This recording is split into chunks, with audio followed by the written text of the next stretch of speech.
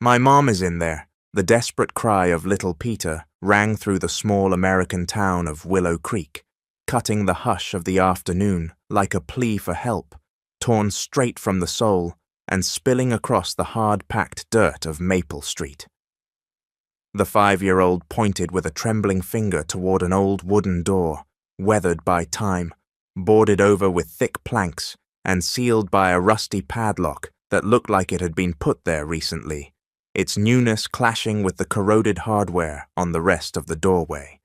The late-day sun beat hard against his round, flushed face, where tears carved clean tracks through 2 days' worth of grime, little channels that caught the golden light and shimmered like liquid silver. His clothes were wrinkled and dirty. His beige wool sweater had several small holes in the sleeves and had lost its original shape, and his dark pants looked like they hadn't been changed in days, stained with dried earth and nicked by tiny rips that told the story of a child left alone. In his small, shaking hand, he clutched a cheap yellow plastic toy tractor with all his strength, the only toy left after the men had ransacked his home, looking for something he couldn't understand, turning furniture over, yanking drawers open, and leaving everything scattered across the floor. The boy's blue eyes shone with a mix of deep fear and fragile hope that would hit anyone with a shred of humanity, tiny stars flickering in a dark sky of sadness. His black curly hair was messy and dirty, stuck to his forehead with sweat from fear and heat, and his small lips trembled as he tried to find words to explain what had happened. He staggered on wobbly, tired legs to Mrs. Betty Harris, a robust, kind-hearted woman of 50 who was walking back from the grocery store in the next town, a bag of staples hanging from her strong arm, worn by years of hard work, caring for family and helping neighbors. She had known Peter since he was a chubby baby playing in the yard while his mother hung clothes on the line, and she had always had a special tenderness for the family, especially after the boy's father died in a workplace accident 2 years earlier, when a steel beam fell on him during the construction of a highway bridge. "Mrs. Betty, please, you have to help me. My mom is locked in there, in that old house that belonged to the late Mr. Joe. Bad men locked her in with a padlock. I heard her calling my name all night and asking for water." The woman halted at once and let the heavy bag slide to the dusty ground. She bent to his height and cupped his dirty face with a hand roughened by years of doing laundry for others. Her brown eyes filled with genuine worry as she took in the child's state. "Peter, sweetheart, where did you sleep these 2 nights? Are you hungry? Thirsty? Your mom must have gone to work at a big house in town and couldn't get back in time because of the rain." Peter shook his head with deep sorrow, pressing the toy tractor to his skinny chest as if it were his only friend left in the world, the only companion in total abandonment. "No, Mrs. Betty, my mom would never leave me alone without telling me. She always tells me when she goes out, even if it's just to the store down the street. Some men came last night in a dark car, really late when I was already in bed, and they took her. I saw everything through the crack of my bedroom window. They were talking loud and asking where something was hidden. I don't know what, and my mom cried and said she didn't know anything." The woman's heart clenched at the boy's condition, his words tumbling over each other, out of fear and urgency, but she told herself it might be the frightened imagination of a child missing his mother. "My dear, sometimes when we're very scared and missing someone, our minds invent things that didn't really happen. It's normal. Even grown-ups do that sometimes. Come with me to my house. I'll give you a good warm bath, real food, and a clean bed. Your mom will show up soon. You'll see." Peter gripped her floral skirt in panic, his little fingers digging into the fabric like the claws of a frightened animal. "Mrs. Betty, I swear on my dad's sacred soul in heaven, I'm not making anything up. Please come with me to the door of the house. You'll hear my mum shouting from inside. She's hungry, thirsty, and scared." The men said if she didn't talk, she'd stay there until something really bad happened. Mrs. Betty looked toward the abandoned house and let out a long sigh, a strange chill climbing her spine. She had known that place since she was a kid. It had been empty for more than 3 years, ever since the old owner, Mr. Joe, passed away and the family sold the property to a company out of the city. "Peter, my dear, that house has been shut for a long time. No one could be in there. The keys are with the new owners downtown." She took his small, cold hand with maternal care. "Let's go to my place. You need urgent care. You're much too thin." But Peter yanked free and ran toward the abandoned house, and she had no choice but to follow the boy.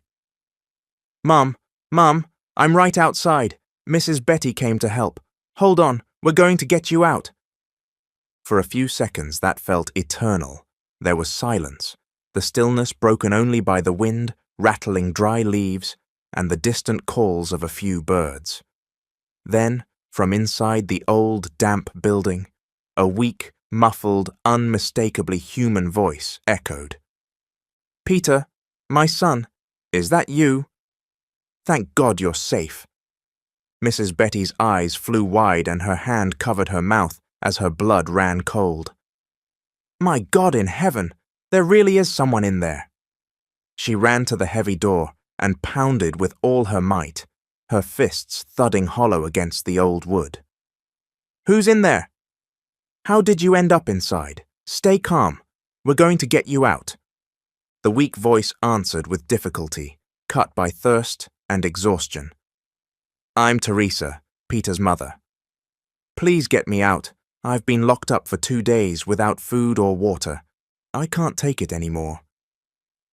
Tears welled in Mrs. Betty's eyes at the sound of her friend's suffering. She tried to force the door with her hands, tugging at the new padlock and the nailed planks, but everything was fixed tight. "Peter, darling, run to Mr. Tom Bennett's place and tell him to bring the tools from his workshop. Say it's urgent. Run as fast as you can." The boy tore down the dirt street like he had wings on his feet. His little legs pumped as fast as they could, kicking up a small cloud of red dust. His bare feet slapped the uneven ground, but he felt no pain, only the urgency of saving his mother. He reached the modest home of Mr. Tom, a kind, hard-working man of 60 who helped everyone in town with his carpentry skills and well-kept tools. "Mr. Tom, please come help me. We found my mum. She's locked in the old house that belonged to the late Mr. Joe." The old man, who'd been repairing a chair in the back workshop, dropped everything the instant he heard the urgency in Peter's voice. He grabbed a big toolbox and rushed out with surprising agility for his age. "What happened, Peter?" "Where's your mum? What do you mean, found?" "In the abandoned house." "She's locked inside. We have to break the door, Mr. Tom. My mom is suffering." They ran back up the main street, their footsteps echoing along the simple houses, where a few curious neighbors began to appear in windows and doorways, drawn by the unusual commotion. They found Mrs. Betty kneeling by the door, trying to pry up the planks with her bare hands, her fingers bleeding where rusty nails had torn her skin. Mr. Tom pulled a crowbar from the toolbox and began to work carefully on the padlock and the nailed boards. "Teresa, hold on. We're going to get you out." The work was slow and careful, the planks hammered in with long nails, and the padlock new and tough. Other neighbors wandered closer, forming a small worried group, whispering about what could have happened. Mrs. Yvonne, the nearest neighbor, brought fresh water and some cookies. Mr. Raymond, a retired railroad worker, offered extra tools. After 20 minutes of hard effort, sweat pouring down foreheads, the door finally gave with a loud, scary creak. Teresa sat in the corner of a dark, damp room, her face pale as paper, and lips cracked and dry with thirst. Her clothes were dirty and wrinkled. There were small cuts on her wrists where she had tried to work free of ropes, and she shivered with cold, weakness, and shock. Her eyes, normally bright and lively, were sunken and tired, but they lit up when she saw her son running toward her. Peter threw himself into his mother's arms, sobbing with relief and joy, his small body trembling with emotion. "Mum, I knew you were here." I tried to ask everyone for help, but nobody believed me. Only Mrs. Betty helped. Teresa hugged him with all the strength she had left, kissing his messy, dirty hair and breathing in the familiar smell she had missed so much. "My dear boy, my brave little man, you were so strong." "I'm okay now. We're together again." Mrs. Betty brought fresh water in a cup and some cookies from her bag, helping Teresa sip slowly so she wouldn't get sick. "Teresa, who did this to you? We're going to call the police right now." Teresa drank in tiny sips, feeling life seep back into her dehydrated body, and looked around with fear still stamped across her face. "Two men I've never seen. They came in the middle of the night, broke down my door, and dragged me here. They said my husband hid something very valuable before he died, and that I knew where it was. I swear to God I don't know anything. My husband never told me about anything hidden." Mr. Tom shook his head, thoughtful and worried at how serious this was. "That's real strange and dangerous, Teresa. Your husband worked on that bridge project. He was honest and hard-working, not mixed up in anything shady." Mrs. Yvonne stepped close, dabbing tears with her apron. "Teresa, you'll stay at my house until this is settled. It's not safe for you to go back home alone." At that moment, the smooth, tightly tuned purr of an engine rolled through the quiet town, a sound completely unlike the usual rattling clunkers that sometimes passed along the highway. Polished and understated like music, it was a sound that signaled quality and money. Peter lifted his head and saw a gleaming navy blue Mercedes easing up the dusty incline, shining under the golden light of late afternoon like a precious gem. The car moved slowly, careful not to kick up much dust, its mirror-finish paint reflecting the simple homes and trees around it.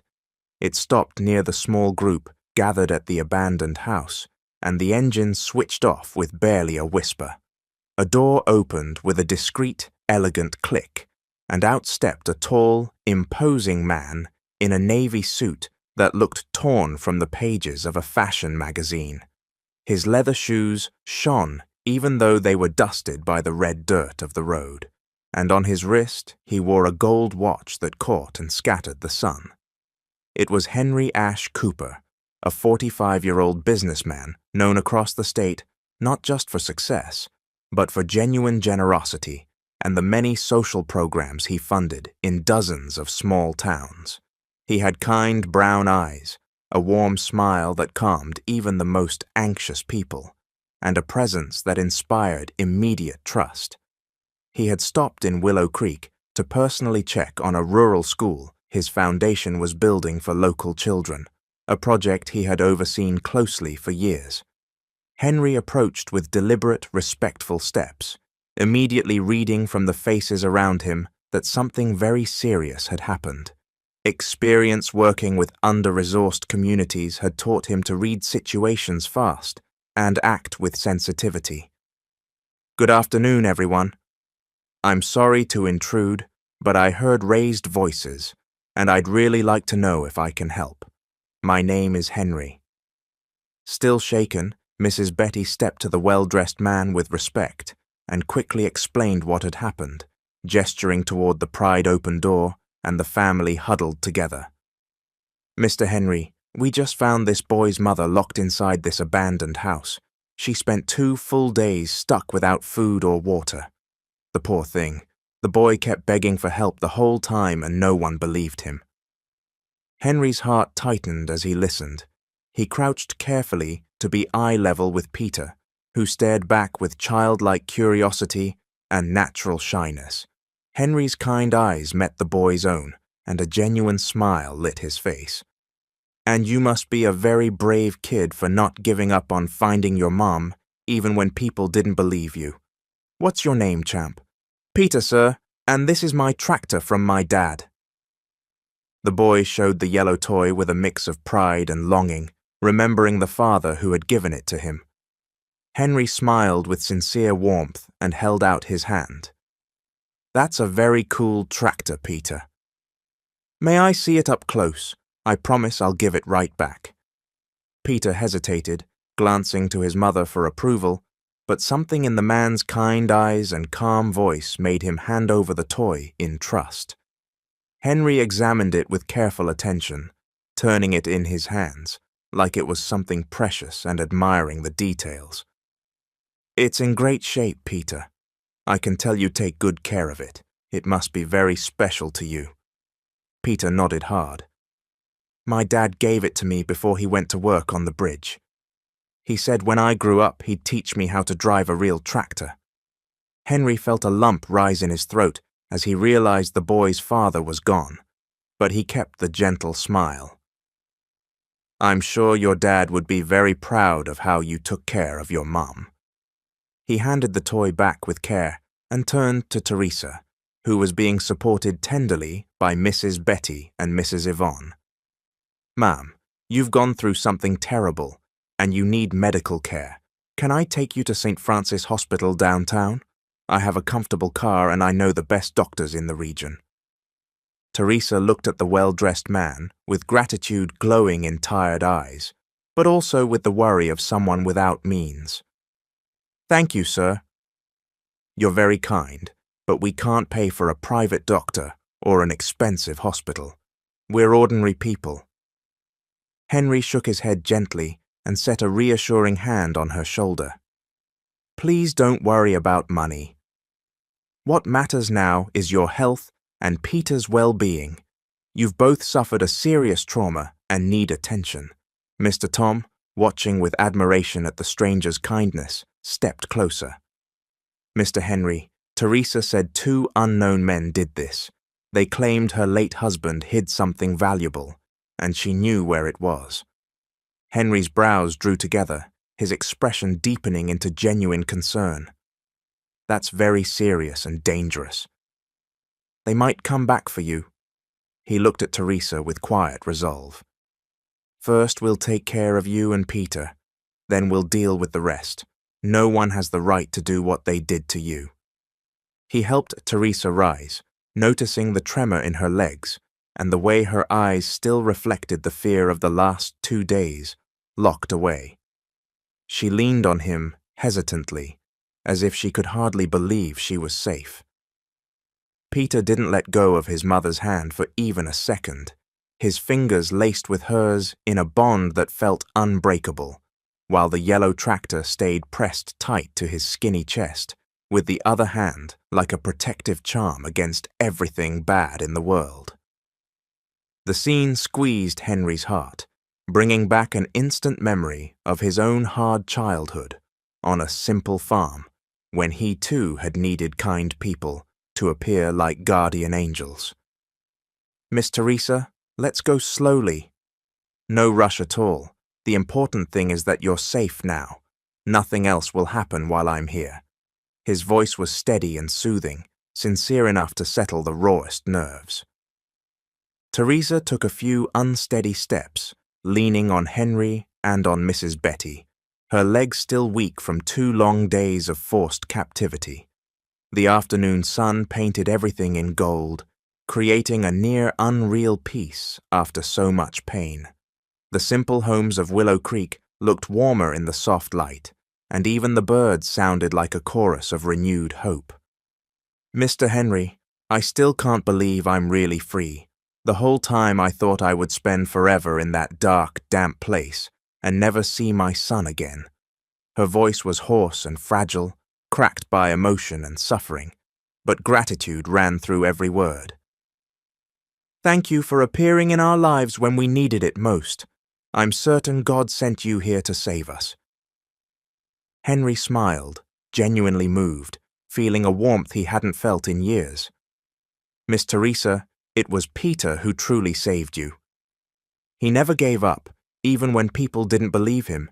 He's a very special, brave boy." He looked fondly at the child walking determined at their side, his small steps firmer on the dirt. "Peter, You remind me a lot of myself when I was a kid. I went through hard, painful times too, and I learned early that we must never give up on the people we love, even when the whole world says we're wrong. As they made their careful way to the shining Mercedes, other neighbors drifted closer, curious about all the unusual movement and especially dazzled by the car, the likes of which had never rolled down those humble streets. Neighborhood kids peeked from behind their mothers' skirts, wide-eyed at a vehicle that looked like it had driven out of a movie. The men murmured to one another, trying to guess who the well-dressed gentleman could be who had shown up to help Teresa and Peter. When they finally reached the navy blue Mercedes, glittering like a jewel in the afternoon sun, Peter stopped short and stared with eyes stretched wide in awe. Never in his short life had he seen a car so beautiful, elegant and bright up close. The mirror-like paint reflected his dirty, amazed face, and the beige leather interior, glimpsed through the clear glass, looked more luxurious than anything he had ever imagined. "Mom, look how pretty this car is. It's like the ones we see on Mrs. Betty's old TV on Sundays." Henry chuckled, touched by the child's innocence and honest delight, and carefully opened the rear door, brushing away every trace of dust from the seat. "Want to sit inside and see how comfortable it is, Peter?" "I'm sure you'll like it." The boy immediately looked to his mother, eyes shining with expectation, always asking permission as he'd been taught. Though exhausted and weak, Teresa managed a genuine maternal smile. "Go ahead, son." Peter climbed carefully onto the soft leather back seat and sat in speechless wonder at the luxurious interior. His eyes swept every detail with fascination. The gleaming panel, the stitched headliner, the quiet air conditioning. "Mum, this seat is softer than our old bed at home." And look at all these different buttons. His innocent outburst made every adult smile, lifting the heavy mood that had hung over the moment. It was as if the pure joy of a child could briefly heal even fresh wounds. Henry helped Teresa get settled next to her son, adjusting the seatbelt with great care and checking that she was truly comfortable. "Miss Teresa, the hospital is about 40 minutes from here, with traffic and road conditions. If you feel any nausea, dizziness, or discomfort, tell me right away and I'll pull over." Mrs. Betty leaned to the window, worry etched on her face. "Mr. Henry, how will we get news? Our town doesn't have phones, just the payphone on the square, and it only works sometimes." Henry slipped a gold-edged card from his jacket pocket and handed it to her with a reassuring smile. "This is my personal card with my private number, Mrs. Betty. Tomorrow early in the morning, I'll come back myself to give you an update and talk through everything that happened and what we'll do from here." He paused, meeting her eyes with deep gratitude. "And Mrs. Betty, thank you from the bottom of my heart for believing Peter when he needed it most. You literally saved 2 precious lives today with your compassion and courage." The woman was overcome, tears of relief and gratitude springing to her tired eyes. "It was our merciful God who touched my stubborn heart." I almost didn't believe the boy either. What a shame on me. Henry shook his head with gentle understanding. "What matters is that you listened and acted when it truly counted." That made the difference between life and something far worse for this family. On the dusty road to the city, Henry drove with care and steady attention, keeping a moderate speed so his passengers felt no discomfort. In the rear view, he kept an eye on mother and child, noting how Peter gradually brightened and relaxed, asking curious questions about the buttons on the dash and staring, enraptured, at the rolling fields outside. Green crops stretched toward the horizon, dotted with simple houses and corrals where cattle grazed lazily. "Mr. Henry, do you have a child waiting at home?" The innocent question hit Henry like a well-aimed arrow, stirring feelings he kept locked away. A familiar tightness tugged his chest, the old ache that always showed up when family came up. No, Peter, I never married, never had children. I gave my life to business and to helping people in need through my social projects. Peter thought for a long moment, processing the information with the peculiar seriousness of children. Then you could be my stand-in dad, couldn't you? My mom cooks real good, and she makes cornbread cake better than anyone in town. The boy's innocence pierced Henry's guarded heart and left him feeling emotions he hadn't felt in decades, as if the brave child had found the exact words to heal an old wound Henry didn't know was still open. Teresa went red with embarrassment, covering her face with her hands. Peter, for the love of God, don't say things like that. Mr. Henry has an important life and serious responsibilities. Don't bother him with kid talk. Henry laughed softly, feeling a lightness he hadn't known in years. Please don't worry, Miss Teresa. Children always say exactly what's in their hearts, and I'd be deeply honored to be considered part of your family, even symbolically. When they reached St. Francis Hospital, the best and most modern in the region, Henry eased to a stop by the main ER entrance, where uniformed staff moved with brisk efficiency. Peter stared up at the large white 3-story building with open-mouthed wonder. Mum, look how huge this place is. It's bigger than the new church, and even the school in the next town. Henry stepped out and helped Teresa, who still showed clear signs of weakness and unsteadiness. Let's go in slowly. I know the medical director here, and several of the best physicians. You'll get careful, complete care. In the wide modern lobby, decorated with live plants and comfortable furniture, a uniformed nurse with a warm smile approached immediately, clearly recognizing Henry and showing the respect he inspired in the staff. Mr. Henry, what a wonderful surprise to see you. How can I help? Hi, Sandra. This lady has been through something very serious and needs urgent, comprehensive care. Please page Dr. Martin personally. It's a case that needs special attention. The nurse took in Teresa with trained eyes, quickly noting the worrisome pallor, the overall debility, and the obvious signs of recent trauma. Of course, I'll arrange a comfortable private room and call our best team. Peter tugged gently at Henry's pant leg, eyes full of child's worry, but also touching trust. Mr. Henry, my mom is going to be completely okay, right? She won't be sick or sad anymore. Henry crouched to the boy's height and set his big, kind hands on the child's small shoulders. She will, champ. The doctors here are the best around. Your mom will be strong, healthy, and happy again very soon. You'll see. Dr. Martin, a distinguished middle-aged man with grey hair and a naturally kind expression that inspired instant confidence, arrived quickly, striding toward them. Henry, my friend, I heard the basics from Sandra.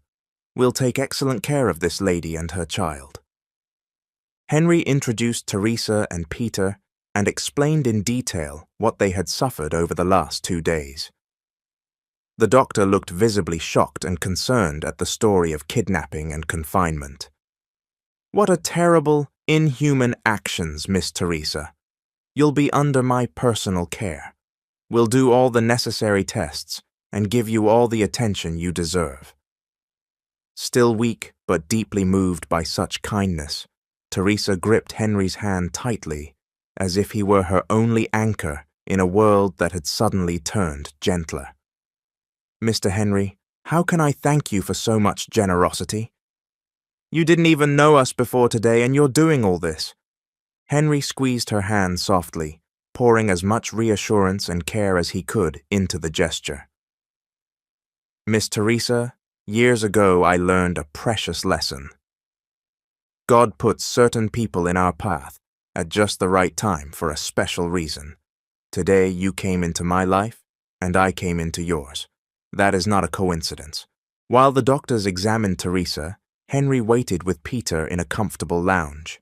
The boy played intently with his yellow tractor, on the leather sofa, making small engine noises with his mouth. He was calmer now, but kept glancing anxiously at the white door where his mother had disappeared. "Mr. Henry, do you think those bad men won't come back to hurt us again?" Henry weighed his words carefully, wanting to be honest and comforting.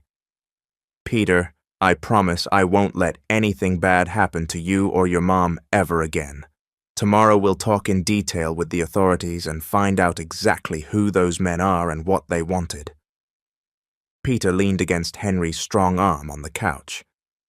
"My dad always told me there are very good people in this world, even when everything seems scary. You're one of those special people, aren't you?" Henry's eyes filled with emotion at the child's early wisdom. "Your dad was a wise man, Peter, and he raised a very brave, kind son." After nearly 3 hours of careful tests, Dr. Martin returned with a genuinely reassuring smile. "Henry, I have good news about Miss Teresa. She's going to be completely fine, thank God. She's dehydrated and her nerves are badly shaken by the trauma, but there's nothing physically severe or life-threatening." Peter bounced off the sofa, eyes shining with relief. "So I can see my mum now? She's really okay?" "Of course, champ. She's asking for you." In the clean, quiet hospital room, Teresa lay comfortably in a fresh bed, IV fluids running to her arm, and she already looked much better than a few hours earlier. When she saw her son, her tired eyes lit with maternal joy she couldn't hide. "Peter, love of my life, come here to Mom." She opened weak arms full of love. Peter hurried carefully to the bed and hugged her with all the affection in his small heart, minding the tubes. "Mum, the very smart doctor said you're going to be completely fine." I was so scared. They held each other, breathing each other in, the familiar scent she had longed for through those terrible, endless days. "We're together again, my son." She glanced gratefully toward Henry, who stood respectfully by the door, keeping a proper distance. "Mr. Henry, please come sit down. I want to talk to you about something very important I remembered." Henry drew up a chair. "How are you feeling now, Miss Teresa?" "Do you need anything?" "Much better. Thank you for your endless kindness." Her face grew suddenly serious. "Mr. Henry, I need to tell you something that might explain everything. I remembered something that could be the key to this terrible mystery." Henry leaned forward, intent. "Tell me calmly." She took a deep breath, organizing confused thoughts. "A little before he died in that awful accident at the bridge site, my husband gave me a small golden key, very different from normal keys. He said it was for a special safe deposit box at the main bank in the city. He told me if I ever desperately needed money for an emergency, I should use that key, but he never explained exactly what was inside." Henry's brows furrowed. His business mind instantly processed the implications. "Do you still have the key?" "I do, but it's very well hidden. It's sewn inside the stuffing of the ragdoll my husband made for Peter." She looked at her son with tenderness. "I never imagined something so simple could be so important, or dangerous." Peter stared in surprise. "Inside my doll that Dad made, the one I sleep hugging every night?" "That one, my son. Your father was very smart. No one would suspect a simple child's toy. It was the perfect hiding place." Henry thought for a few moments, piecing together the puzzle. "Teresa, that explains why those men were searching your house and asking those questions. Does anyone else know about this box?" Teresa looked suddenly frightened. "Mr. Henry, are we really in danger? What if they find us and come back to hurt us again?" Henry held her hand firmly, giving all the assurance he could. "I give you my word I won't abandon you. Tomorrow we'll go to the bank together and find out exactly what's in that box, and then we'll go straight to the authorities and file a complete report." Peter perked up at the plan. "Mr. Henry, are you really going to stay with us like a real family?" Henry smiled with genuine warmth, feeling his heart glow in a way it hadn't for decades. "I'll stay as long as it takes, Peter. You won't face this alone, that I promise." Teresa's eyes filled with grateful tears. "How can there be people so good and generous in this hard world? You don't even know us, and you're doing all this." Henry looked out the hospital's large window, where night was beginning to settle over the lights of the city, bringing the promise of a new day full of possibilities. "When I was a scared, abandoned child on a remote farm, I went through very hard times. A very kind man helped me when I needed it most, gave me education, opportunities, and taught me compassion." He paused, emotions stirring. "I promised myself that I would always help anyone in a hard situation, especially children with no one to protect them." Peter yawned loudly, the emotional and physical exhaustion finally washing over him. "Mum, can I sleep right here by you tonight?" Teresa stroked his messy hair, her heart overflowing with love and protection. "Of course you can, my love." "Come into Mum's arm." Henry rose. "I'll let you rest and recover. Tomorrow morning I'll be here for breakfast, and then we'll plan our next steps." But Peter quickly grabbed his strong hand, eyes showing a deep need that tugged at the heart. "Mr. Henry, are you really leaving? Can't you stay with us?" Henry bent and kissed the boy's sweaty forehead, a paternal gesture that came naturally. "I'm only going home to rest a little, Peter. Tomorrow early, I'll be here for a good breakfast, and then we'll solve everything together." Teresa looked deep into Henry's kind eyes and saw a genuine goodness she had never found in her simple life. "Mr. Henry, I'm sure God will reward your boundless kindness." "You can be sure of that." Henry smiled warmly, feeling a peace he hadn't known in many years. When Henry finally left the hospital, the night sky was starred and quiet, a soft breeze carrying the scent of the careful gardens. Driving back to his large home, he couldn't stop thinking about Peter's extraordinary courage and Teresa's strength in the face of so much adversity. For the first time in many years of solitude, he truly felt he had found a family that needed him, and that, secretly, he needed too. In the silent hospital room, Peter fell into a deep sleep in his mother's embrace, finally safe. After 2 endless days of terror and sadness, Teresa stayed awake a little longer, gazing tenderly at her sleeping son, and thinking about the kind man who had appeared like a real guardian angel. "Thank you, my merciful God, for sending Mr. Henry to us when we needed a miracle most." Morning came soft and golden to St. Francis Hospital, the first rays slipping through the white curtains of the room where Teresa and Peter had passed their first peaceful night in 3 days. The aroma of fresh coffee and warm rolls drifted down the corridors, mingling with the clean, medicinal scent that marked that place of healing and hope. Teresa woke gradually, feeling truly rested and safe, her muscles no longer tight with the constant fear that had gripped her in captivity. Peter still slept deeply beside her, his face relaxed and serene, a small hand gripping the yellow tractor even in sleep, as if the toy were his eternal link to the beloved memory of his father.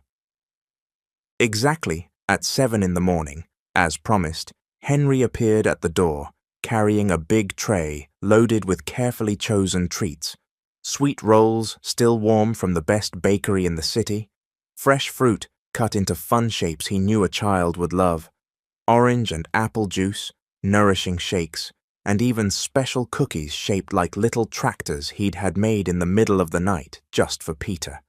He wore a more casual light blue suit, but had his usual natural elegance, and his eyes shone with a genuine joy he hadn't felt in years.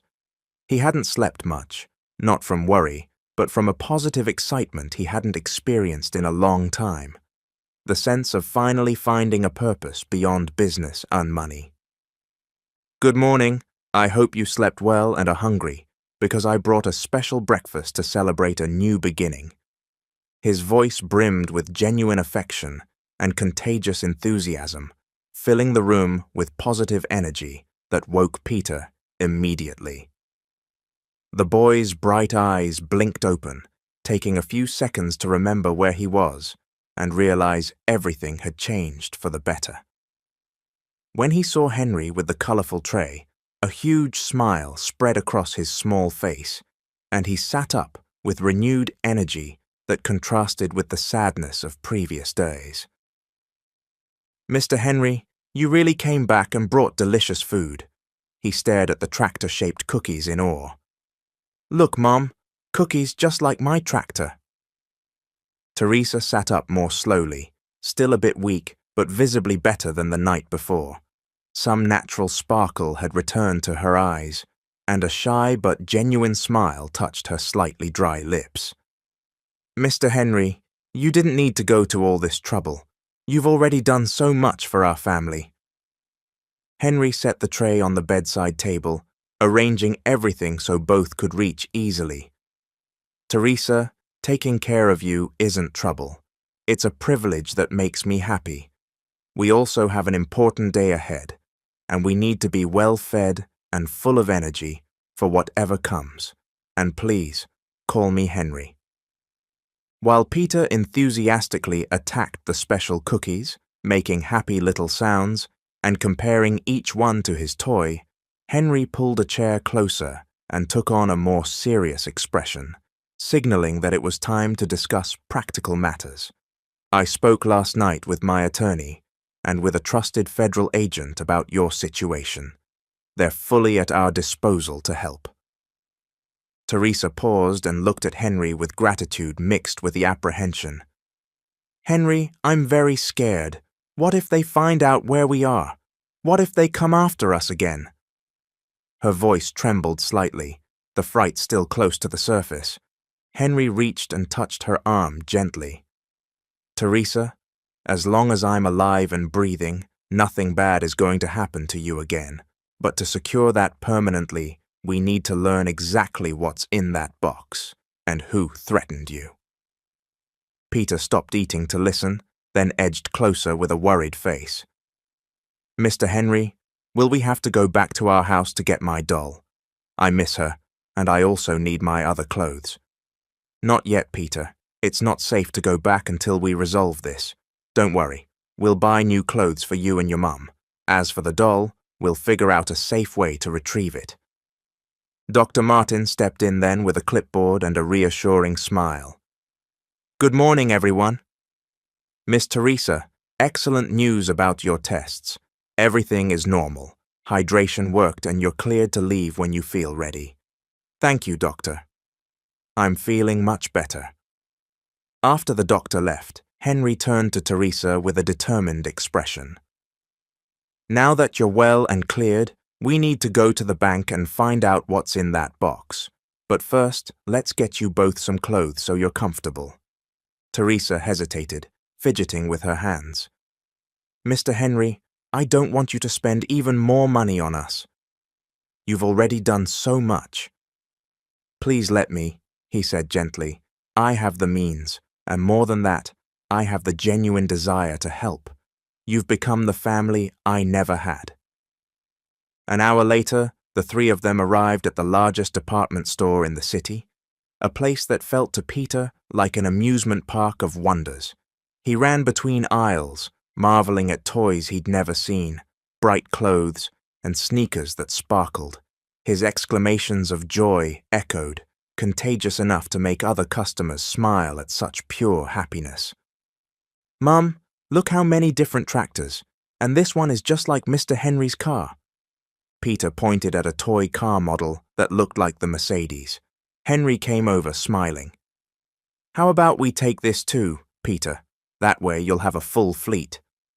"Mr. Henry, that's too much," Teresa protested, though her eyes shone as she watched her son's joy, a happiness she hadn't seen in a long time.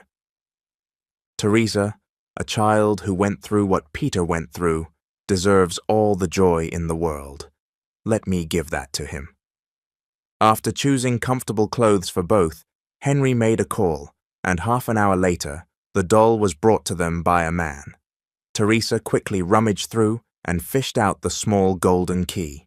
They headed to Central City Bank, a classic, imposing building that inspired confidence. Peter gazed in awe at the marble columns and uniformed guards. "Mom, this place looks like a palace in a movie." Henry went straight to the manager, a polished middle-aged man who greeted him with evident respect. "Mr. Henry, it's always an honor to receive you. How can I help you today?" "Good morning, Mr. Carter. This lady has a key to a safe deposit box here, but we don't know the box number. We need to locate and open it." Nervous, Teresa handed over the small golden key she had removed from Peter's doll earlier. The manager examined it with professional focus. "This is a very old key from a special box system we used years ago. I'll check our records." After a few minutes on the computer, he found it. "Box number 347, registered to Joseph Sanders. We'll need your ID to confirm you're the spouse." With trembling hands, Teresa showed her documents. "Joseph was my husband. He died 2 years ago in a work accident." "Everything is in order. Let's go to the vault." The vault room was silent and solemn, with thick walls and sophisticated security. Peter held Henry's hand tightly, impressed by all that protection. When they opened box 347, they found a sealed metal case and a yellowed envelope. Teresa picked up the envelope with shaking hands. "This is Joseph's handwriting." She opened it carefully and read in a low voice. "My dear Teresa, if you're reading this, it means something happened to me. During the bridge construction, I discovered something I should not have seen. Some engineers were using inferior materials and pocketing the difference. I have proof of everything here. If anything happens to me, use this evidence to protect you and our son." Henry's brows knit. He immediately understood the gravity. "Teresa, your husband uncovered a fraud scheme in the bridge project. That explains everything." She read on. "There's also some money I saved for Peter's future. Use it wisely, my love. Take care of yourselves. With all my love, Joseph." Inside the metal case were documents, photos, detailed spreadsheets, and a considerable amount of cash. Henry studied the papers carefully. "Teresa, this is very valuable. Your husband documented an entire scheme that likely involved millions of dollars." Peter, not fully understanding, looked up innocently. "My dad was a hero, right, Mr. Henry?" Henry smiled. "Yes, Peter. Your dad was a true hero who tried to do the right thing." Teresa began to cry, tears of relief and pride. "Joseph was always an honest man. Now I understand why those men were after us. They must be tied to this scheme." Henry placed all the documents carefully in a folder. "We're going straight to the FBI. This evidence is crucial for a major fraud case, and it will help guarantee your safety." On their way out, Peter tugged Henry's shirt. "Mr. Henry, now that we've found Dad's secret, can we go back home?" "Soon, Peter. First, we need to make sure the bad men are arrested so you're safe forever." On the drive to the federal building, Teresa clutched the folder. "Mr. Henry, I'm afraid of what might happen when people find out we have this proof." Henry drove steadily, his voice full of confidence. "From now on, you'll be under protection, and I'll be right by your side." From the back seat, Peter played quietly with his new toys, unaware of the adult complexities. "Mr. Henry, after we fix everything, can I call you Dad Henry?" "It would be the greatest honor of my life, Peter." Teresa looked at the man who had changed their lives.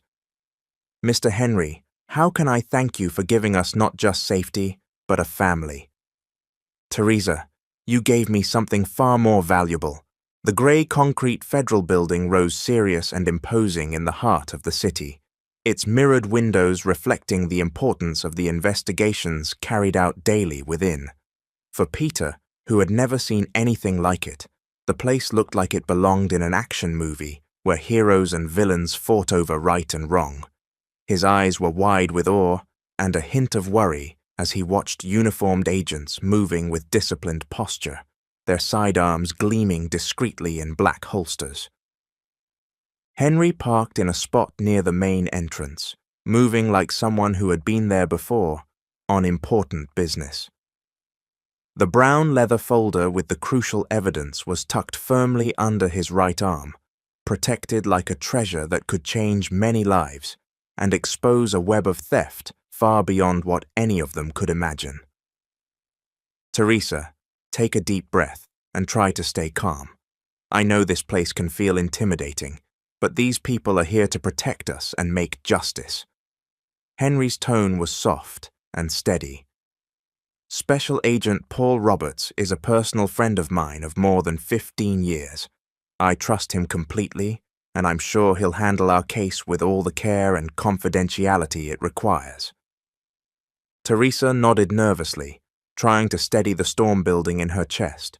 The sight of so many armed officers dragged her mind back to the men who had kidnapped and threatened her.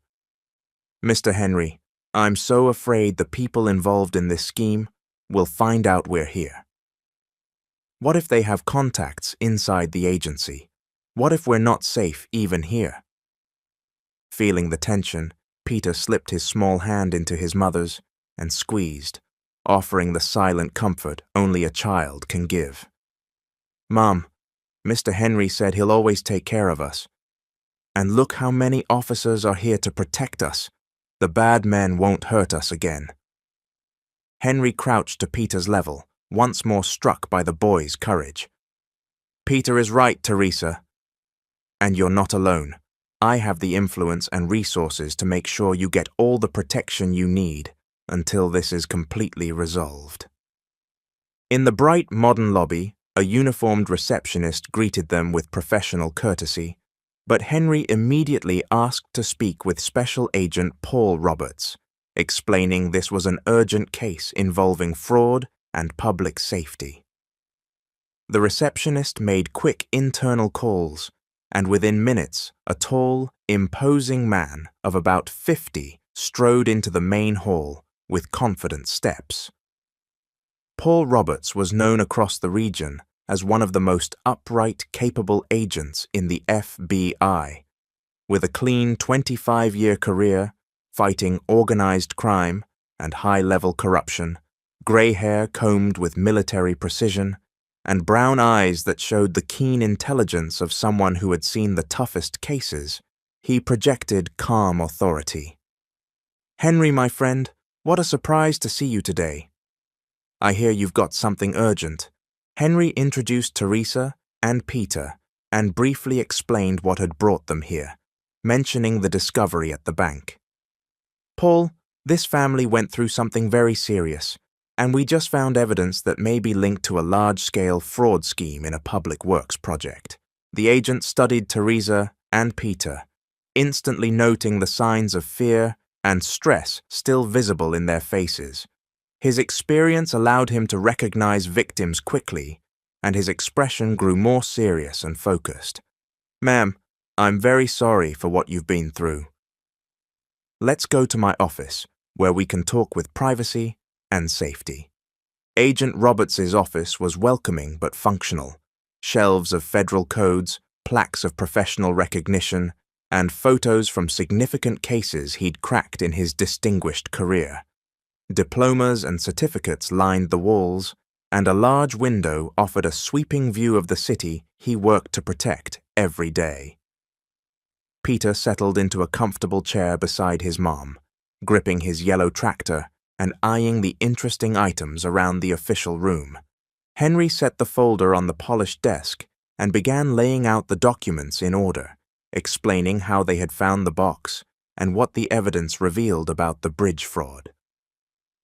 Paul, I believe we're looking at not just embezzlement, but a crime to cover up proof. The agent examined each document, photo, and spreadsheet, his face growing graver as he understood the magnitude. The evidence collected by Joseph Sanders was meticulous and detailed, recorded conversations, photographs of substandard materials used in the structure, spreadsheets that clearly tracked millions of dollars stolen from public funds. "Henry, this is remarkable. These materials can dismantle a theft network that probably stretches across multiple levels of government and private business." Quiet until then, Teresa finally found the courage to speak. Her voice was still weak, but full of emotion and resolve. "Agent, my husband was always honest and hard-working. He told me he was worried about strange things he was seeing at the site, but I never imagined it was something so serious and dangerous." Roberts addressed her with respect and compassion, recognizing the bravery needed to face a situation this complex and threatening. "Miss Teresa, your husband was a true hero. Thanks to his courage in documenting these irregularities, we'll be able to make justice and stop more public money from being stolen." Peter had listened closely, even if he didn't understand every implication. "Officer, does that mean my dad helped catch the bad guys even after he went to heaven?" The agent smiled, touched by the boy's innocent depth. "Exactly, Peter.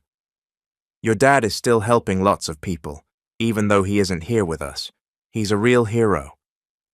Roberts turned back to Henry, shuffling the documents as he thought through the next steps. The office was quiet, city noise drifting faintly through the big window. The evidence on the polished desk told a complex story of irregular schemes reaching far beyond what any of them had first imagined. "Henry, I have to be frank about the gravity here. These materials are so important and revealing that they're going to put you all at even greater risk. The people involved won't hesitate to do whatever they think they must to keep this from the public." A chill ran along Teresa's spine as she remembered the 2 horrific days of captivity and the threats she'd heard. Her hands clenched in her skirt, and she glanced instinctively at Peter, who toyed absently with his tractor, unaware of the complex adult conversation. "Agent, what does this mean for us? Will we have to live hidden forever? Will my son never have a normal childhood?" Henry immediately took her hand, pouring reassurance into that simple gesture. Their eyes met, carrying a wordless promise of protection. "Paul, what protection can you offer this family?" The agent rose and looked out the window, assembling resources and strategies for the delicate situation. The steady movement of people far below contrasted with the office's stillness, a reminder that life went on for millions who had no idea of the dangers some families faced daily. "Henry, I can immediately place this family into the Witness Protection Program. They'll receive new identities, a secure residence, and round-the-clock protection until everyone involved is arrested and tried." Peter lifted his head from the toy, his eyes showing curiosity and worry at words he didn't fully grasp, but sensed were important. "Mum, does that mean we have to change our names? I don't want to stop being Peter, and I don't want to lose my tractor from Dad." His small voice carried a genuine worry that touched every adult in the room. Teresa hugged him tight, her own fears multiplying as she realized how drastically this could change her boy's life. Abandoning their names, their memories, their family story felt almost as scary as the dangers they faced. "Agent, isn't there another alternative? Some way to resolve this without abandoning our lives completely?" Roberts returned to his chair, thoughtful, weighing options within the protocols he knew so well. Years of similar cases told him there were other possibilities, all with calculated risks that had to be evaluated carefully.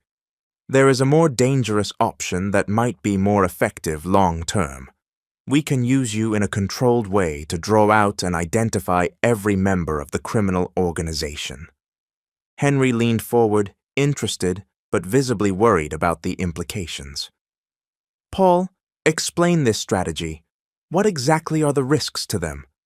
His voice showed the instinctive protectiveness he already felt for his new family. his business mind instantly weighing pros and cons. The agent opened a confidential folder from his files and spread photos of several men in formal attire, some of them familiar faces in local politics and business. The images were arranged like a criminal organogram, lines connecting participants in the financial scheme. Henry, based on what you brought, we've identified at least 12 people directly involved, including 2 city council members, a mayor, 3 construction executives, and several engineers responsible for the projects. Teresa studied the photographs carefully, trying to recognize any faces among men who seemed respectable in public but were involved in crime. Her hands trembled slightly as she pointed to 2 middle-aged men with hard expressions. "Agent, these are the men who kidnapped me." Roberts nodded gravely. "Yes, ma'am." Carl Menden and Robert Silver are hired enforcers for the organization. Intimidation, kidnapping, and, when they think necessary, far worse against inconvenient witnesses. Roberts continued laying out the investigation, spreading more documents to show the network's complexity. "My proposal is this.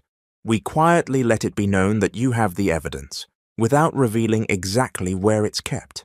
That will force the organization to try new contact, and we'll be ready to catch them in the act." Teresa shook her head, fear bright in eyes still marked by trauma. "Agent, with all due respect, I don't have the courage to be a bait. I've had enough terror to last for a lifetime." Henry understood perfectly and turned to the agent with growing resolve, a plan forming in a problem-solving mind used to complex strategy. "Paul, there's a third option that may be safer and more effective. I can publicly assume possession of the evidence and offer myself as the organization's main target." The agent's eyes widened, surprised and concerned by Henry's boldness. "Henry, that would be very dangerous. These people don't hesitate to harm anyone who threatens their financial interests." Henry stood and paced, his mind building a strategy to resolve the situation definitively. "Paul, think it through. I have resources, influence, private security systems, and most importantly, I don't have close family who could be used against me." He paused and glanced lovingly at Teresa and Peter. "Well, I didn't until now. Now I have a family I need to protect." Teresa jumped up, gratitude wrestling horror at the thought of him in danger because of them. "Mr. Henry, absolutely not. You've done more than enough. We won't let you risk yourself for our sakes." Peter ran to Henry and hugged his legs tight, as if he could shield him physically with that small, love-filled gesture. "Dad Henry, don't let the bad men hurt you."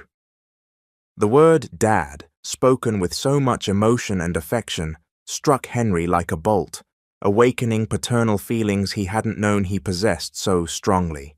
He knelt to the boy's level and embraced him with boundless tenderness, feeling a responsibility and love that transcended anything in his past. "Peter, I will never leave you, but sometimes when we love people for real, we have to face danger to protect them." Agent Roberts watched, moved by the genuine love that had grown among these 3 people in so little time. He had seen many families destroyed by crime, but rarely one being formed by fighting it.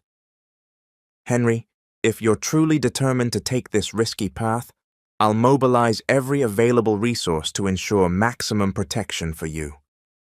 Teresa stepped close with tears in her eyes, gently touching Henry's face with infinite gratitude and a new maternal concern that now extended to him as well.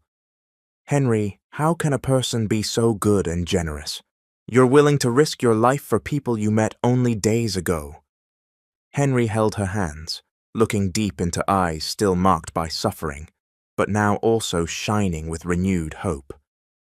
"Teresa, you're not strangers anymore. You've become my family, my most important purpose." His voice carried a sincerity that left no doubt about the depth of his feelings. The agent, mindful that practical details couldn't wait, stepped in. If we're going forward with this, we need to act fast. Henry, I'll assign an elite protective detail to you. Miss Teresa and Peter will stay in a safe house until the operation is complete. Peter looked worried and clung tighter to Henry's hand. Does that mean we're going to be separated from Dad Henry? I don't want to be away from him. Henry stroked the boy's hair with paternal tenderness, his heart squeezing at the thought of even a temporary separation. Peter, it'll be only for a few days, just until we catch all the bad men. After that, we'll be together for good, and you'll never have to be afraid again.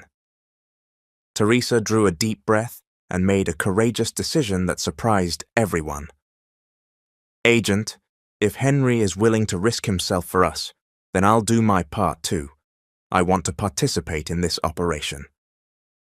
Roberts looked at her with admiration for such extraordinary courage. Teresa, your bravery is admirable, but I can't place you in unnecessary danger. My duty is to protect victims, not expose them. Teresa straightened, showing a strength forged by suffering and the maternal determination to protect her child at any cost. Agent, these people hurt my husband and tried to hurt me. I have the right to help in seeking justice. Henry clasped her hands firmly, proud of the extraordinary woman he'd found. Teresa, if you're determined to participate, then we'll face this together like a real family. Roberts gathered his papers, face set in professional determination, as he began mapping out one of the most complex operations of his career. Very well. We'll begin Operation Clean Bridge immediately. Henry, you'll hold a press conference tomorrow morning, announcing that you possess important evidence and will fully cooperate with us. Peter, who had followed the serious adult discussion with the peculiar focus of children, piped up to the agent with typical spontaneity. Officer, after you arrest all the bad men, can I visit them in jail to show them my tractor and tell them my dad was a hero? Everyone laughed softly at the touching innocence, and Roberts answered with paternal warmth. Peter, after this is over, you can do anything you want. For now I need you to be very brave and take good care of your mom. Henry stood, his expression the total resolve of a man who had found his true purpose and would fight for it to the end. Paul, assemble the best security team available. I won't allow anything to happen to my new family.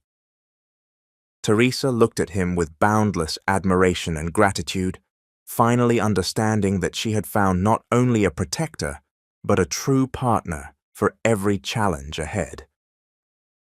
Mr. Henry, together we'll get justice for my Joseph and guarantee a safe future for Peter.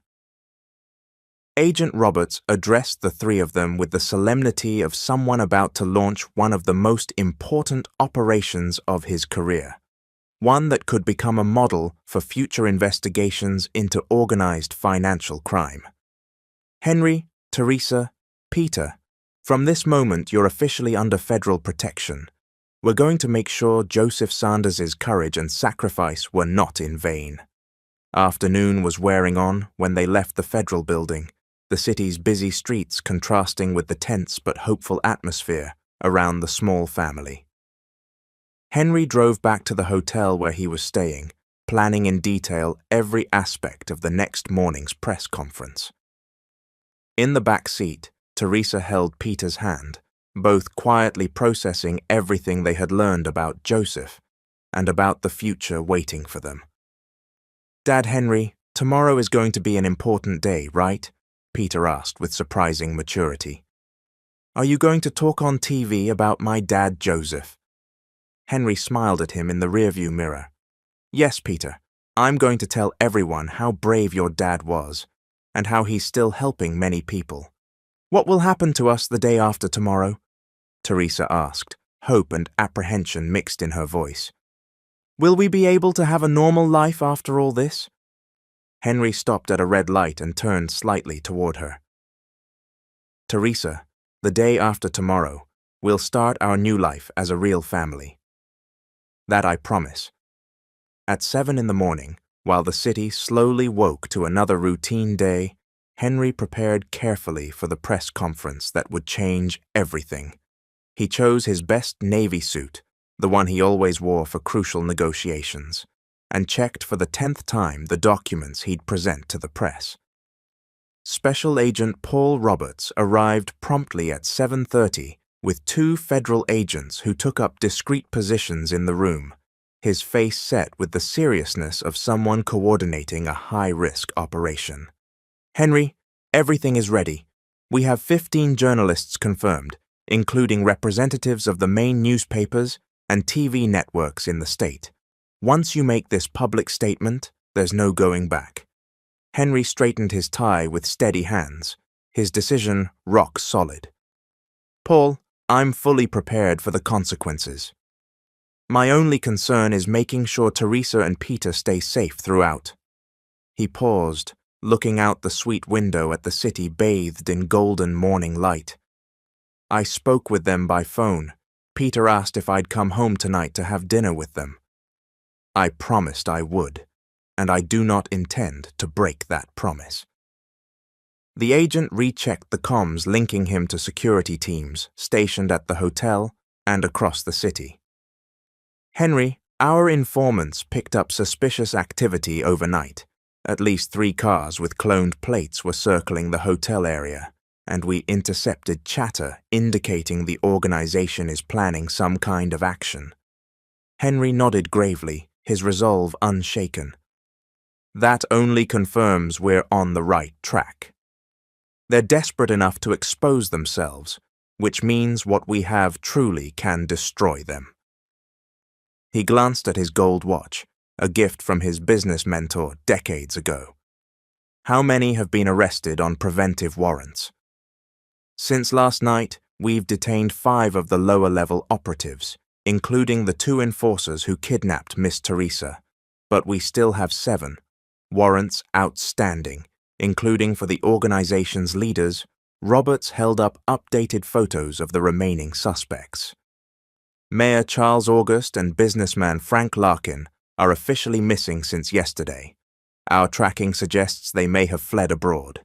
Exactly at 9, Henry went down to the grand ballroom, where a live broadcast setup would carry his words to millions across the state. The hall was packed with seasoned reporters, television cameras, photographers, and state-of-the-art audio equipment, creating the atmosphere of a truly historic event. The spotlights were intense and hot, and the buzz of conversation died the moment Henry stepped behind the polished mahogany podium, his imposing presence commanding attention. "Members of the press and citizens watching and listening across our state, I stand before you today to reveal one of the largest theft schemes ever uncovered in our city." His voice rang firm and clear through the sound system, reaching hundreds of thousands of homes via radio and television. "I have in my possession documents, photographs, recordings, and spreadsheets proving the diversion of more than $50 million of public funds allocated to infrastructure in our city." A ripple of shock swept the room. Journalists clicked recorders and readied cameras to capture every word of the bombshell. Henry continued with growing determination, knowing each sentence increased his personal risk but brought his family closer to final freedom. These materials were collected by engineer Joseph Sanders, an honest, courageous man who lost his life when he tried to report these crimes. His death was not an accident but a planned act to silence a decent man. A veteran journalist from the state's main TV network raised her hand and received a nod. "Mr. Henry, are you aware of the personal risks you're assuming by making such serious accusations? And why did you decide to get personally involved?" Henry looked straight into the camera, knowing Teresa and Peter were likely watching from the safe house. His answer came filled with genuine feeling. "My decision was not driven by politics or money, but by a family I met only a few days ago who taught me the true meaning of courage and unconditional love. He paused, emotions stirring. When a 5-year-old spends 2 full days begging for help to save his kidnapped mother, and everyone around him ignores his pleas, something is fundamentally wrong in our society.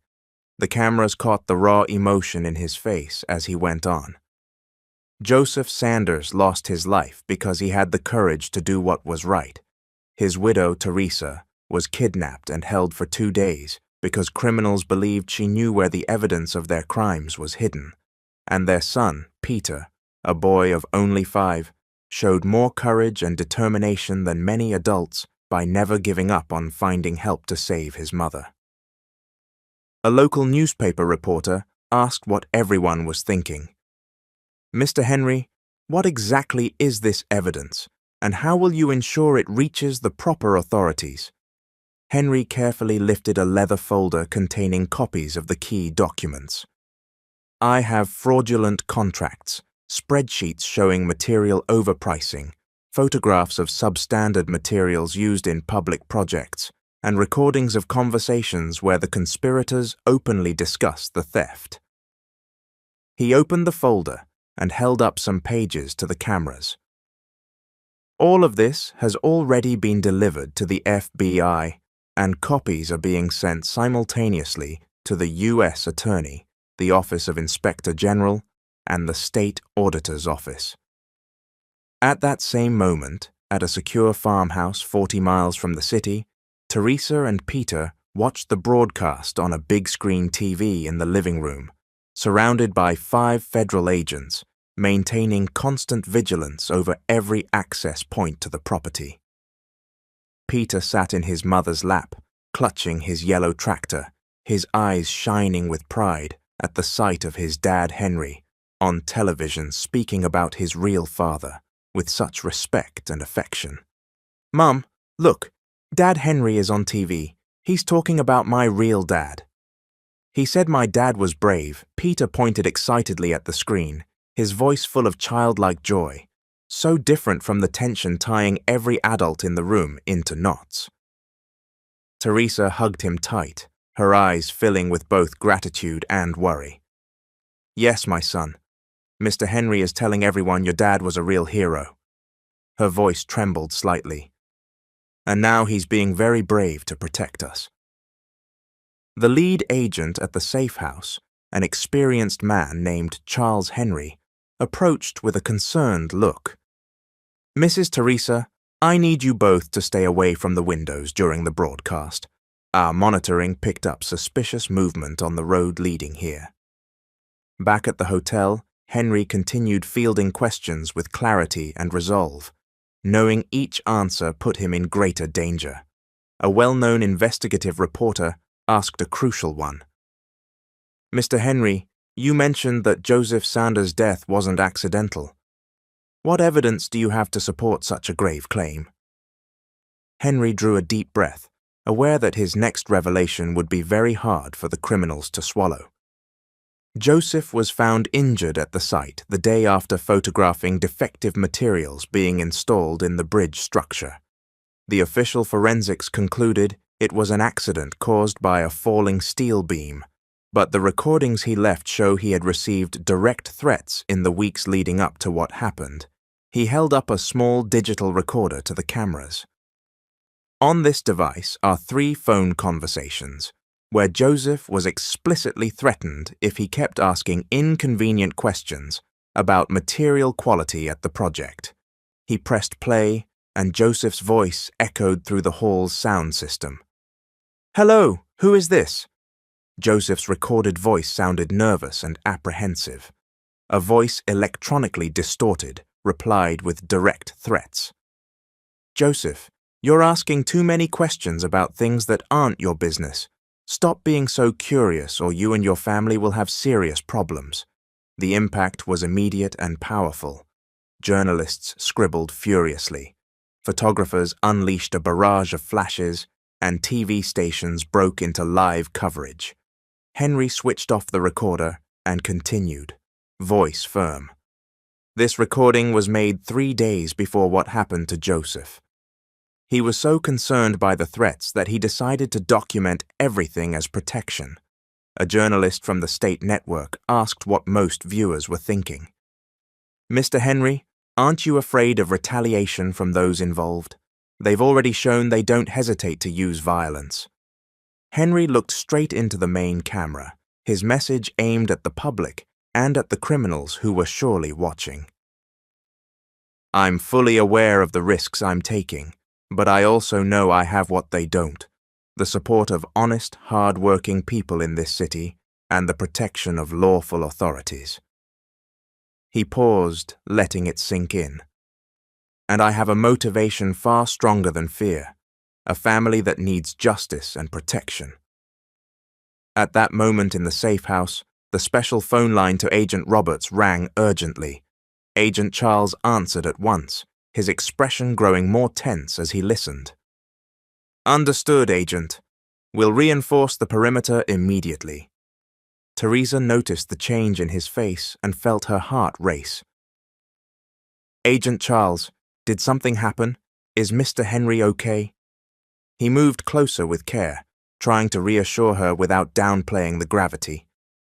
"Mrs. Teresa, Mr. Henry is perfectly safe at the hotel, surrounded by the best security team in the country, but our systems detected some suspicious movement in the area, so we're taking extra precautions."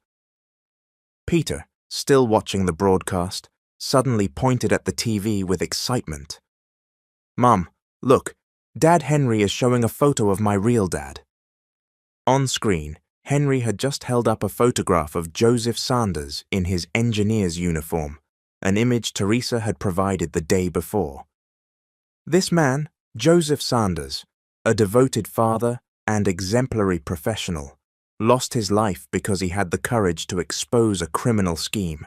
Stealing resources, meant for the public good, emotion was palpable in Henry's voice. He left behind a brave widow and a 5-year-old son who, even as a child, never stopped seeking help when his mother was kidnapped by the same criminals who harmed his father. Back in the hotel ballroom, an investigative journalist asked the most direct question of all. "Mr. Henry, can you reveal the names of those involved in this scheme?" Henry opened a special folder and removed a typed list. "I can, because all of this is already officially in the hands of the authorities." He began reading methodically.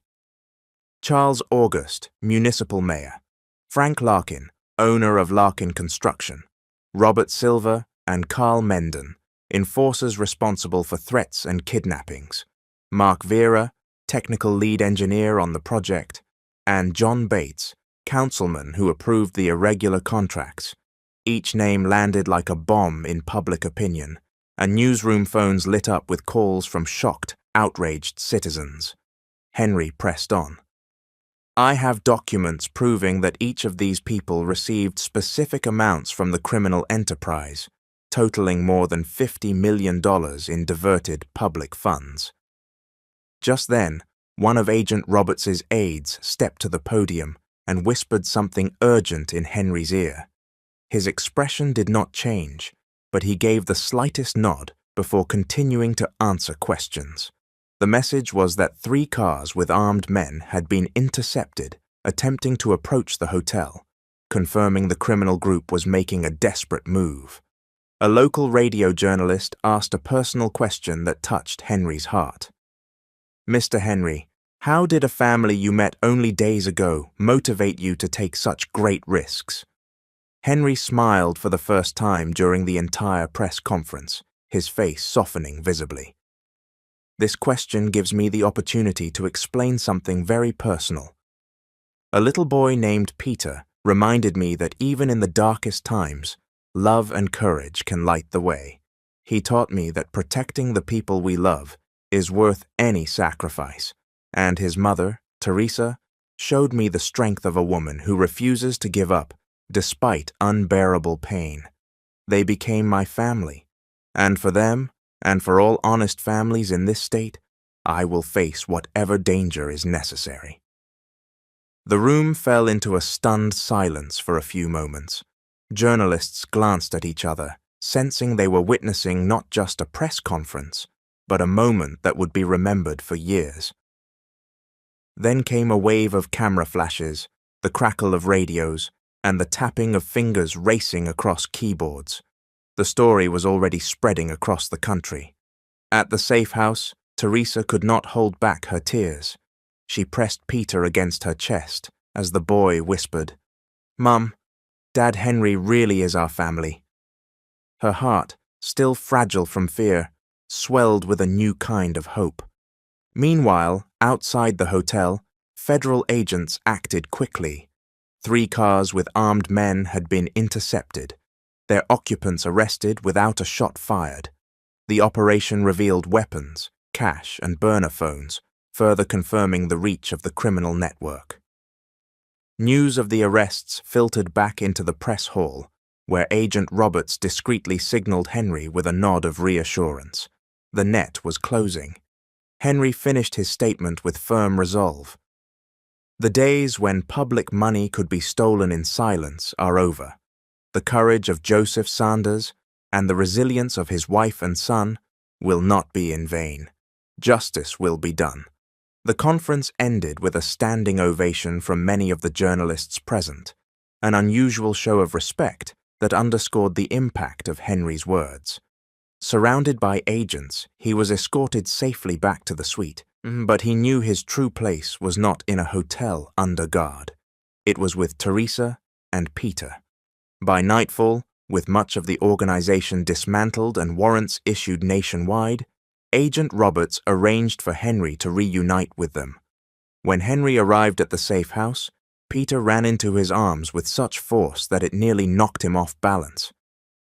"Dad Henry, you came back just like you promised," the boy shouted, his voice full of joy. Teresa stood behind, her eyes filled with tears that this time were not of fear, but of gratitude. "Henry, I don't know if we'll ever be able to repay you." Henry shook his head gently, holding Peter close. "Teresa, you already have. You and Peter gave me something I never thought I'd have. A family. That's worth more than anything." In the following weeks, the evidence uncovered by Joseph and delivered by Henry fueled one of the largest corruption cases in the state's history. Mayors, businessmen, and engineers were indicted, their schemes dismantled. The press called it Operation Clean Bridge, and Henry's name became synonymous with integrity and courage. But for him, the true victory was far quieter. It was sitting at a simple dinner table in a modest home, with Teresa on one side, Peter on the other, and laughter replacing fear. Peter still clutched his little yellow tractor everywhere he went, though now he often added, with pride, "My dad gave me this, and my dad Henry makes sure I'm safe. I am a lucky boy." And Henry, for the first time in decades, no longer felt the emptiness of solitude. He had found in that mother and child not just people to protect, but a reason to live, a family that healed his heart as much as he had healed theirs. The nightmare of fear had given way to the dawn of a new life, one built on courage, justice, and above all, love. The end. Thank you all for watching. This is Mr. Hope. I love you all.